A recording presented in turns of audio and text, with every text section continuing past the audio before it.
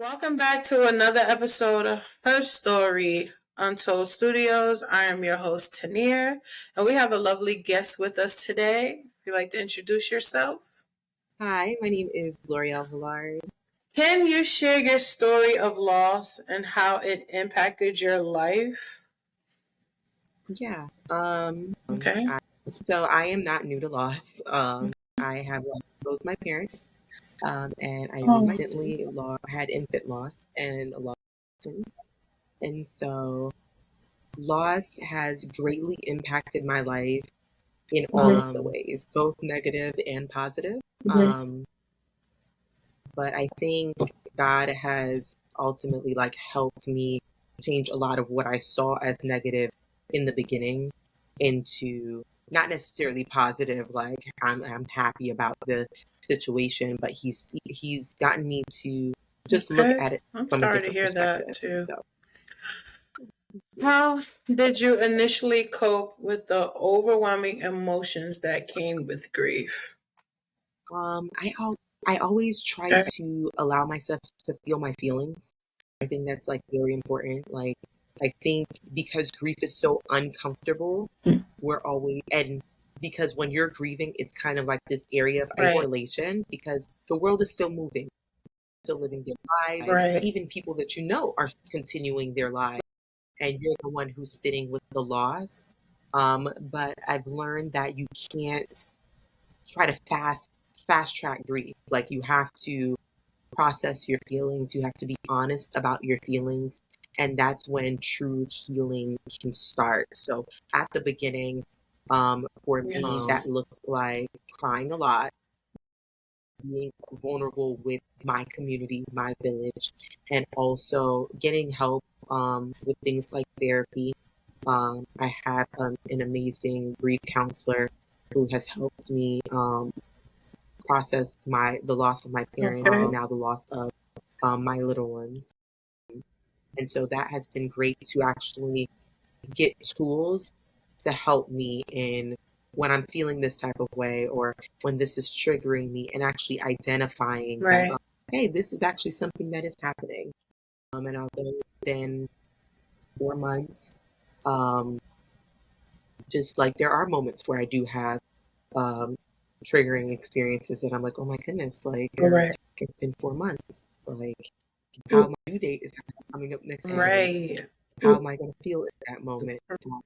Taking it one breath at a time. A lot of people, all you can do. I know a lot of people want to get to a finish line of grief, but grief isn't a destination. It's a journey. It's a lifelong journey. And there are many ways that you could be grieving. I didn't just grieve my parents or my kids. I've also grieved dreams, things that I've always wanted to happen in my life, things that I only saw my life going one way. And when you have to pivot and change, there is sometimes this feeling of loss of this is not what I expected in my life. This is not how I expected it to go. And I still feel like that's a form of grief as well. A lot of people like to associate Right. grief with solely just loss of a loved one. There are so many different ways to grieve, and so community and getting the tools that you need because there are some areas where if your community isn't familiar with mental health and things, would be great to get the tools that you need because they would love to support you, but kind of meet them halfway by knowing Right. that a little more about yourself. You can see Wow. where they fit in. I totally agree with you with feeling your feelings and also with the healing journey because let me tell you, you just never know. One moment you can be good, the next moment you in tears. I'm on a healing Yeah. journey myself, so it was so much that I related to what you just said, okay? What are some of the most challenging moments during your grieving process?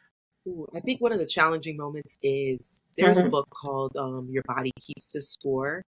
And so there are moments where I I think I'm okay, Right. and then something will happen throughout the day that I'm not okay, or this starts to make me cry, and I'm like, oh, shoot, it's happening. And I think the most challenging part is you can't control where that happens. Like as much as you would love to conceal it and oh, that just happens at home, like in the privacy of my own home, in my car where I can be vulnerable.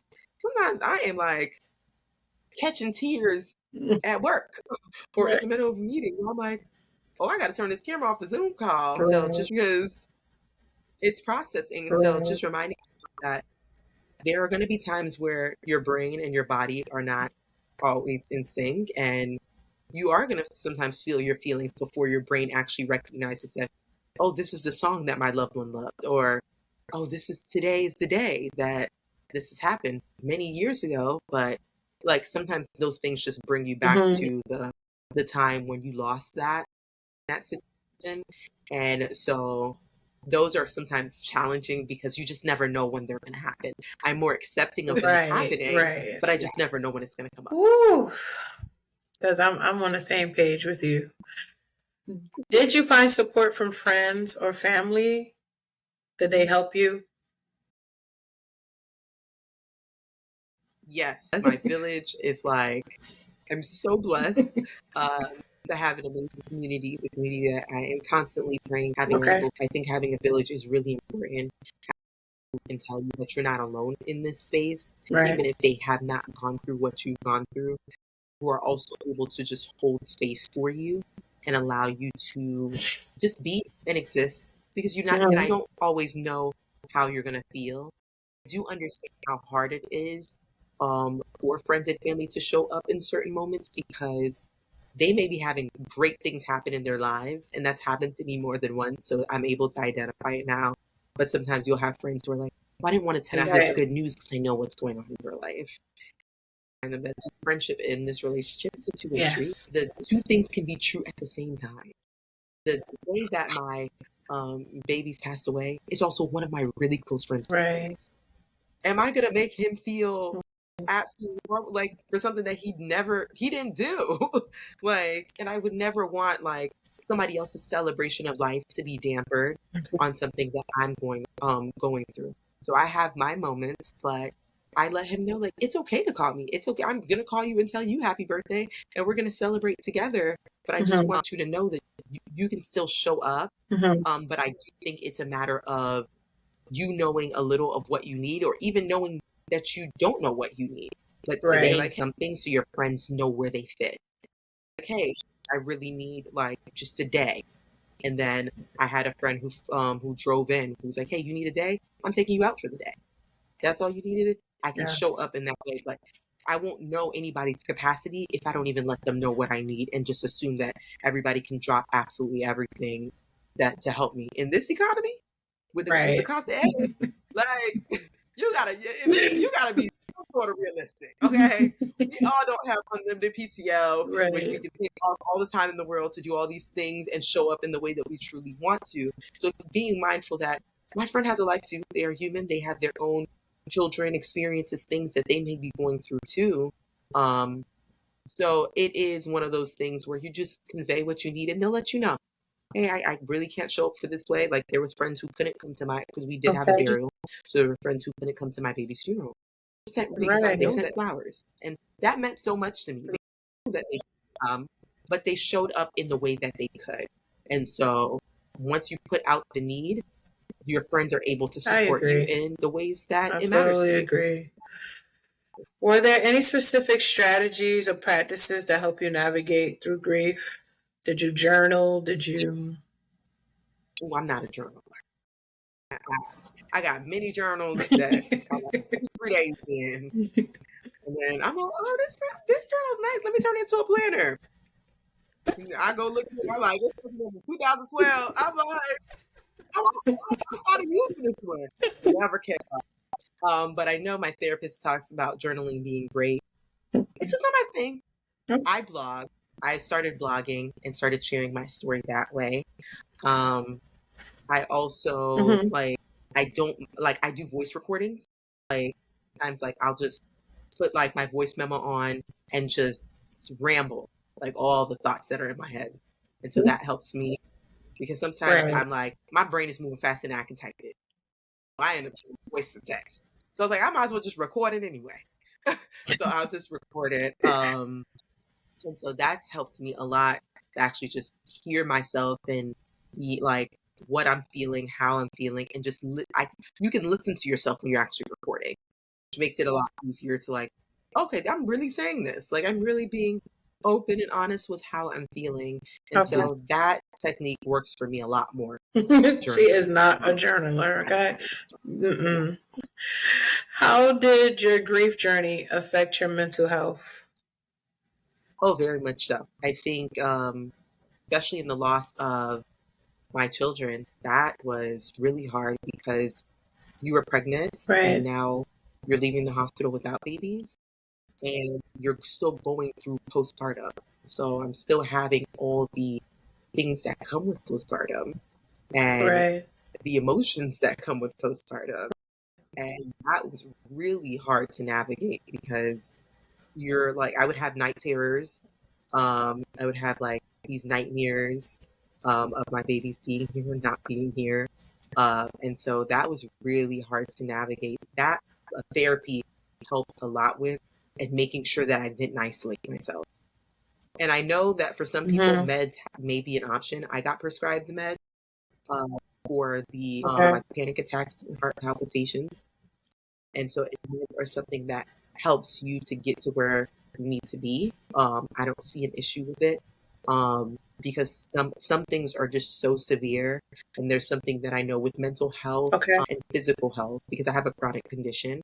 Um, your body can't tell what is real and what is not in terms of pain. And so sometimes if you are very anxious, your body doesn't know that okay, this person is just having anxiety, it can develop into something else. And so sometimes um, getting on not necessarily antidepressants, but anti-anxiety meds or meds that help can definitely be of a benefit because certain things like blood pressure raising from panic attacks. And if it raises too high, now you have a blood pressure issue. It started with the panic attack issue, and now it's something that's very concerning to your health. So sometimes getting that stuff regulated is very important. Um, and talking to your PCP about like, okay, what do I need to do? Having a PCP you can trust and letting them in on your process. Because if that's not something that you necessarily want to take your alternative routes, but yeah, the postpartum depression was very real. Thank God for my therapist. She Okay. specializes in maternal health. She understood and was very familiar with the um, postpartum depression and just the postpartum season of pregnancy. And so I was able to just really be vulnerable. And there were days where I can say it was absolutely horrible.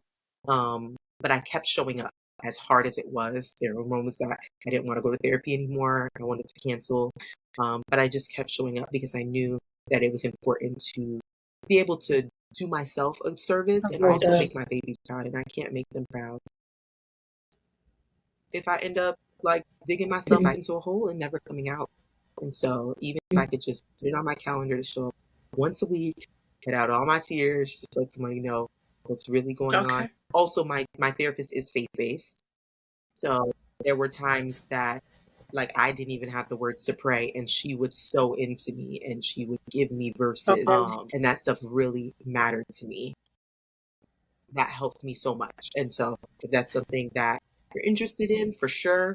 But I think that definitely helped steer me and my partner in the right direction because it's hard because it wasn't just a loss like my parents' loss where, okay, I'm their child and I'm grieving the loss of my parent, but I'm also having to go through postpartum depression, getting nursing bras, doing all the things that come with having a Right. baby, not having them here.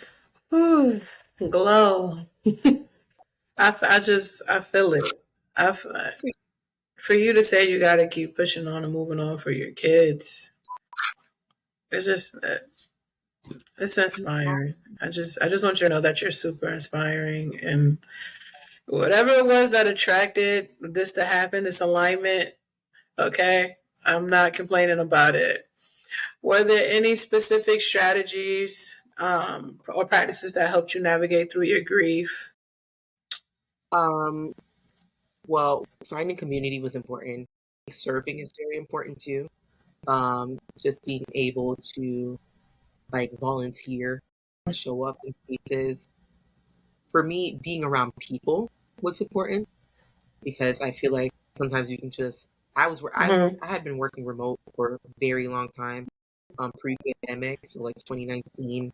And so it's really easy to just stay home and not get dressed, your Right. bonnet on for 4 days straight. You have not seen sunlight. And all that stuff is important. You do need vitamin. Like, yes, we can take vitamin D supplements all day, but you need to get out and get some sun. You need to go out and go for a walk.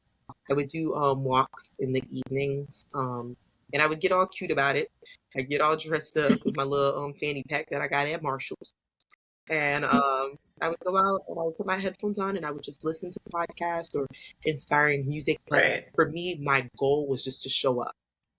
Like, it's not going to be perfect. It's not going to always look great. I know people want to be able to show up and be like, yay, I'm healed.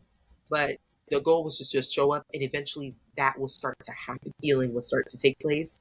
But as long as you present yourself, I agree. then it can People think happen. that healing is like an overnight process. When I tell people how healing actually works, it's not like you can give a time frame on it. Like, oh, in 6 months I'll be healed and I can move on to the next thing. It doesn't work that way. Because like I said before, one moment you think you healed and something can trigger you. You can be tested, to see if you're actually healing.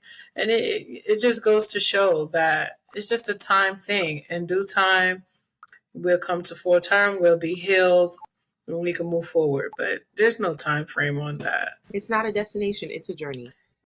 Once you realize that it's not a destination, there's no, give yourself 2 years and you'll be over it.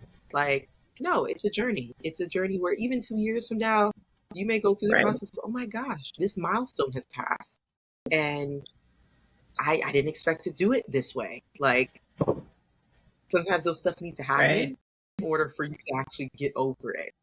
Like, so I have to remind myself that it's not a destination, it's a journey. And also it's not linear.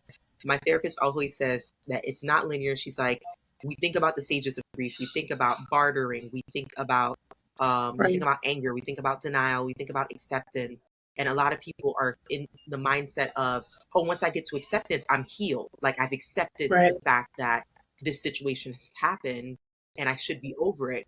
But there are days where sometimes the first day you might accept that this has happened. And by day 2, you're bartering. Absolutely. And by day 3, you're angry with God. Like, it's not to say that you won't go through the different phases at different times. It's not an actual order. It's the different things that you can experience within grief. And so that actually really helped me start to heal, especially when it came to my dad, because I realized that, I'm allowed to be angry even a year after. Like, I thought, like, initially that, get over it. It's been over a year. You should be okay. You hit all the first year milestones of a lot of things. But there are going to be moments where, like, when I get married, then I'm like, oh my gosh, like, I don't get a father-daughter dance. Like, I don't. And then that moment, I may barter with God. In that moment, I may be frustrated. I may accept.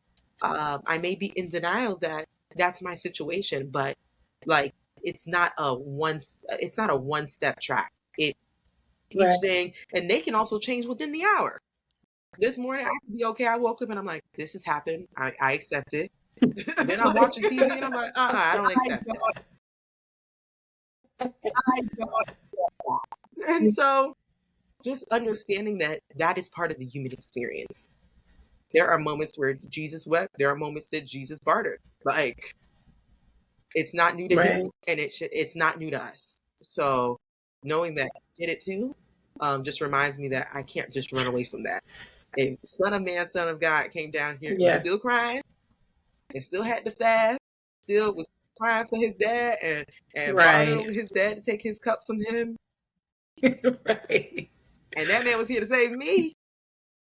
I'm not saying that I like to go through some things, but I may have to have the same grieving experience too, because it's part of human nature. Woo. How did you manage any feelings or guilt or regret related to your loss? I talked about it. I think a lot of the times when I didn't talk about things, it started to create this level of shame. Like, your guilt turns into shame and you feel shameful about feeling that way. Like, how dare you feel that way about this, that, and the other? But I just was open about it. Like, something that, even if it was open with myself, I acknowledged the fact that, or this is something I feel guilty about, or this is something I wish I did differently.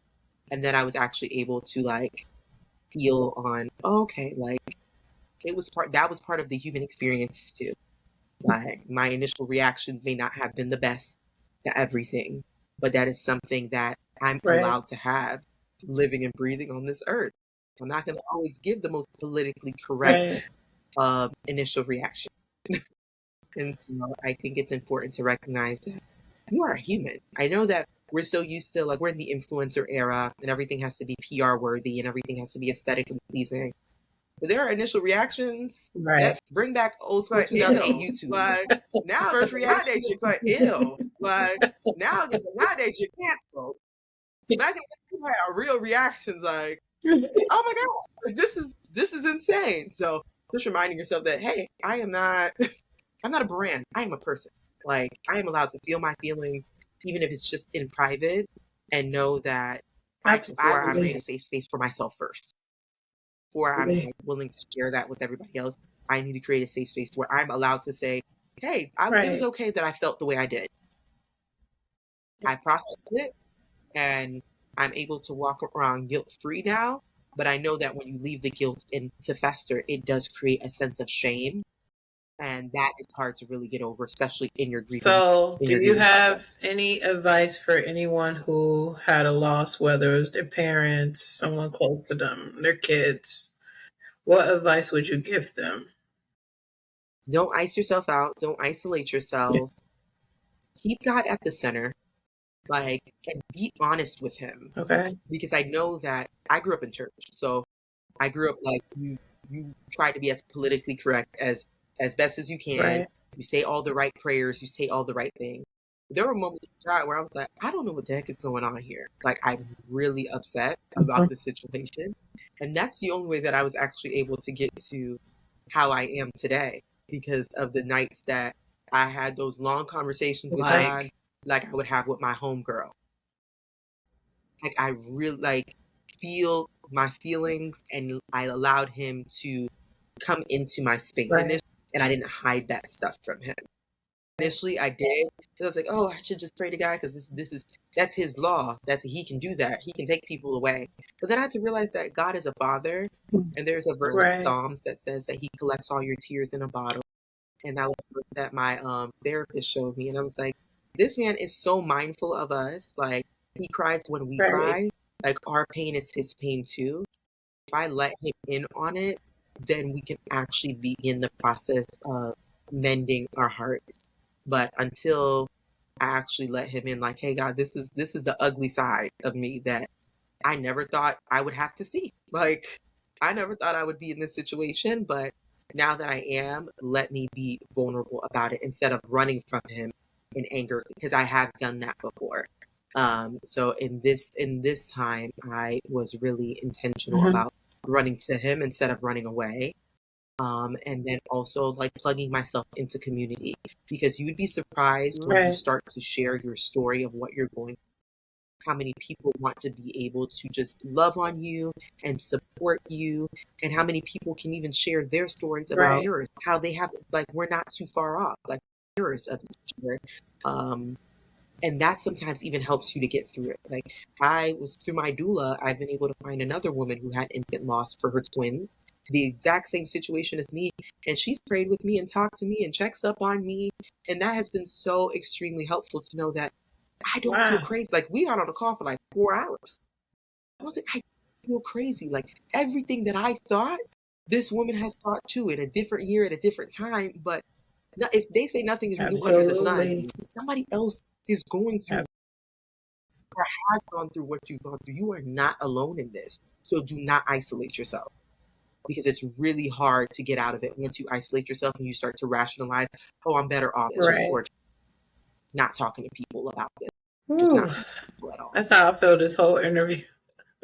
I just feel like we just on the same page about a lot of things, and you saying that everyone goes through something or a similar situation, and we don't even know it. And this is the whole reason why I created this podcast in this space, because I want people to understand and know that they're not alone, you know? They may not have somebody to talk to, and they be able to come and click on this video and hear Glow tell her story and feel that peace for today, even if it's for today, you know? So, oh, wow. What are some misconceptions you would like to address about grief?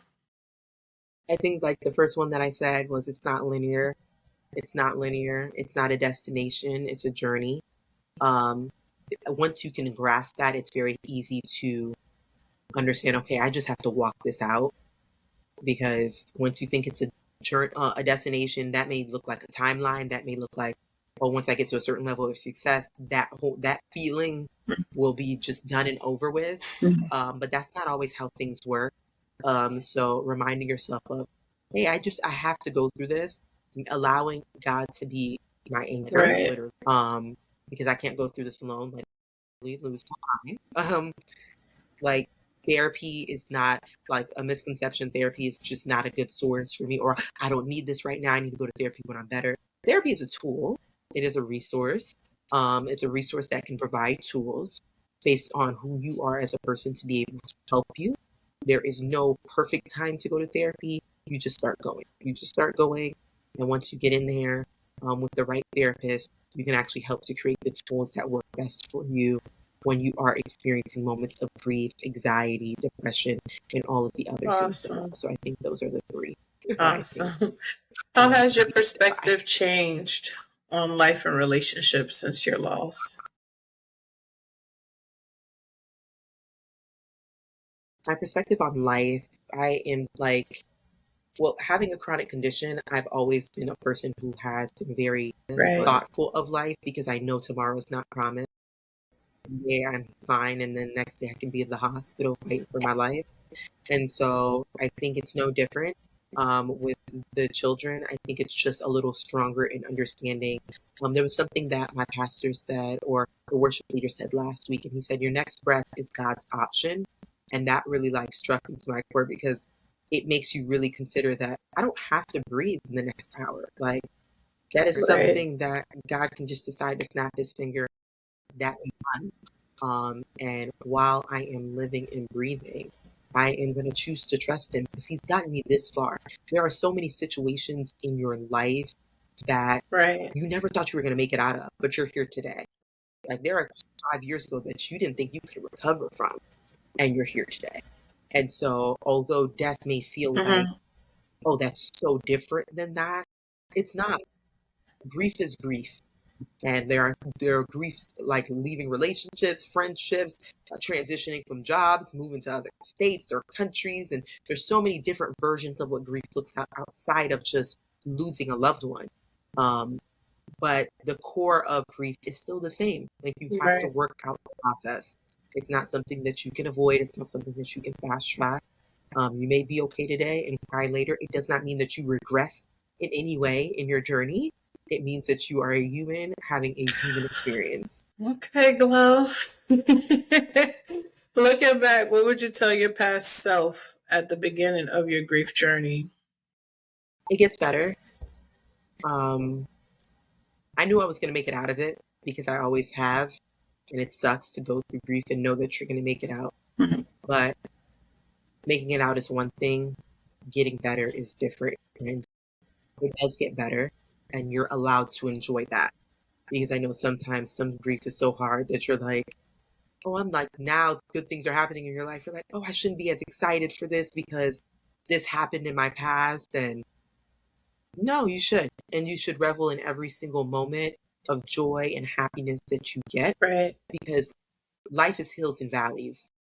We get moments on the hill, we get moments in the valley. But while you're on the hill, enjoy it. Enjoy it. Praise God for it. When you're in the valley, praise God for it too. Because like that, as long as you're going through the hills and the valleys, it means you're still breathing. Every day is another chance and another opportunity to be able to strive for better, to strive for new. So I would always tell myself, and I would tell my past self when I went through all of the stuff that I went through that but I was better. I know that now, but I would tell myself it does get better. But it may not look like that now. I like that. What message of hope and resilience would you like to share with our listeners that's going through a similar experience? God's got you. God's got you, as much as it feels like in that grief that he just fumbled whatever it was. He's got you. All things work together. And I used to think that was a sick, twisted joke because I was like, how does this work for my good? Like, this is crazy. We didn't have to go through this for anything to work for my good. But all things work together. We may not know all the reasons, but trust in him. Right. Trust in him and just keep showing up. Showing up. Keep opening that Bible, looking at the words, even if you may not fully be able to read a whole chapter. Keep putting on that worship music and getting yourself in the atmosphere of prayer, even if you may not have the word. One of the things I've learned in my grief is your tears are enough. Your tears are seeds that are being planted in fertile ground. But even if you have to just show up and cry, keep showing up. I love that. Well, I loved having you here on my platform, Glow. Okay. If you want to let everyone know where they can reach you, if they want to talk to you, see what you got going on. Yes, you can reach me at YouGlowGirl _ on Instagram, TikTok, Twitter, and Threads. Or you can email me at gloriel@youglowgirl.com. Okay, and I'll also will tag all her information under the video. So if you want to get in contact with her, you feel free to do so. Thank you so much for being here. It was my pleasure having you here. Have a good one. Bye-bye. She just really hit to a part.